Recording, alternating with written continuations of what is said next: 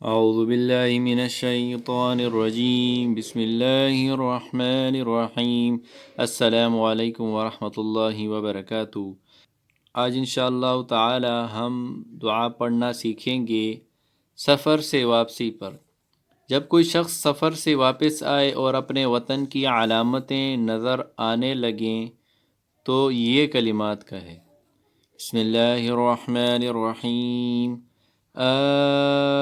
آئبون تائبون عابدون لربنا حامدون، آئبون تائبون عابدون لربنا حامدون، آئبون تائبون عابدون لربنا حامدون۔ ترجمہ: ہم سفر سے لوٹ آئے، ہم گناہوں سے توبہ کرتے ہیں، ہم ہر حال میں عبادت گزار ہیں اور اپنے پروردگار کی حمد و ثنا کرتے ہیں۔